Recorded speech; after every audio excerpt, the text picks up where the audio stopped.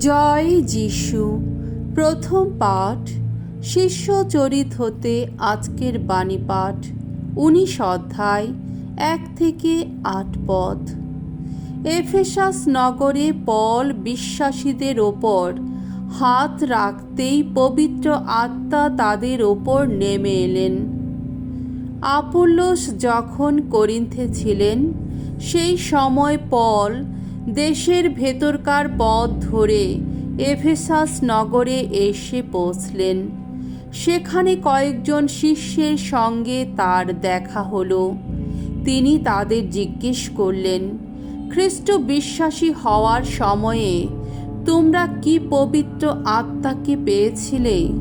তারা উত্তর দিল, কই, পবিত্র আত্মা বলে যে কিছু আছে, এমন কথা আমরা তো কখনো শুনিওনি। পল তখন জিজ্ঞেস করলেন, তাহলে তোমরা কোন দীক্ষাস্নান গ্রহণ করেছিলে? তারা উত্তর দিল, যোহনেরই দীক্ষাস্নান। তখন পল বললেন, যোহন যে দীক্ষাস্নানে মানুষকে দীক্ষাস্নাত করতেন, তাতে তো মানুষের মনের পরিবর্তনই ব্যক্ত হতো।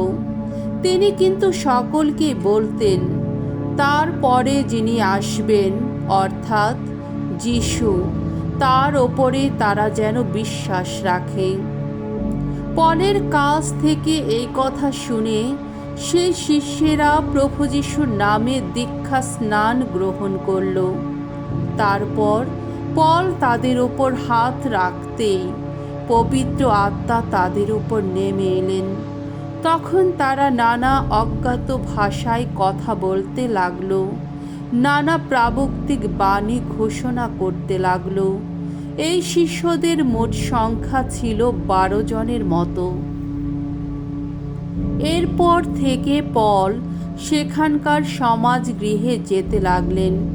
3 মাস ধরে তিনি মুক্ত কণ্ঠে সেখানে তার বক্তব্য শোনালেন।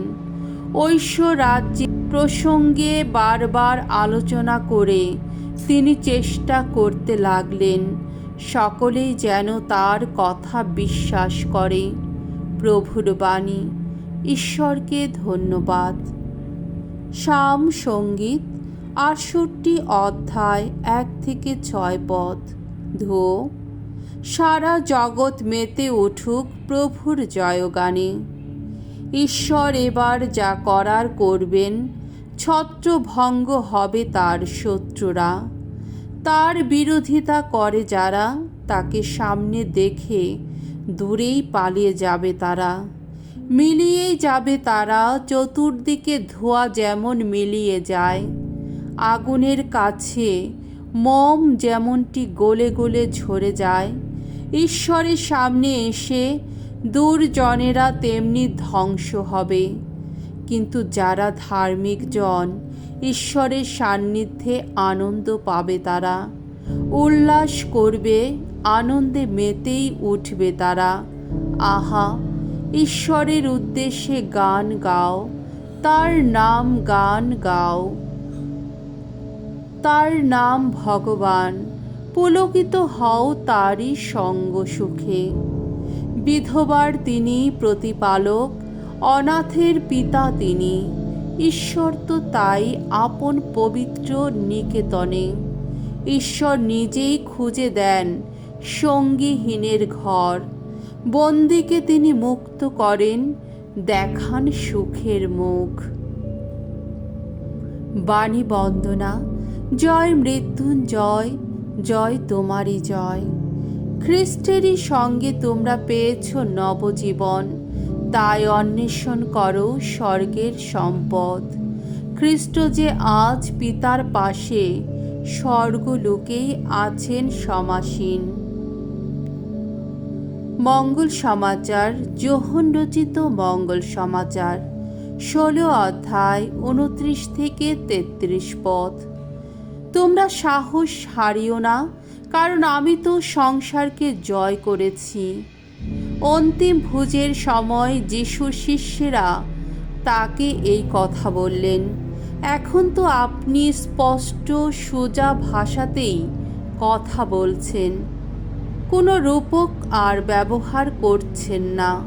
এখন আমরা বুঝতেই পারছি আপনি সব কিছু জানেন। কেউ যে আপনাকে কোনো প্রশ্ন করবে তার অপেক্ষায় থাকার কোনো প্রয়োজনই আপনার নেই।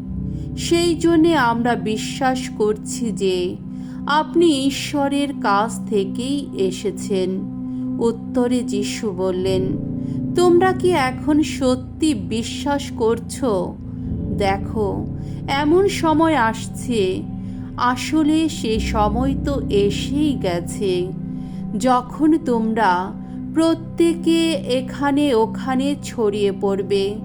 যে যার পথে সরে পড়বে আমাকে একাই ফেলে যাবে। অবশ্য আমি কখনো একা নই, পিতা তো আমার সঙ্গেই আছেন।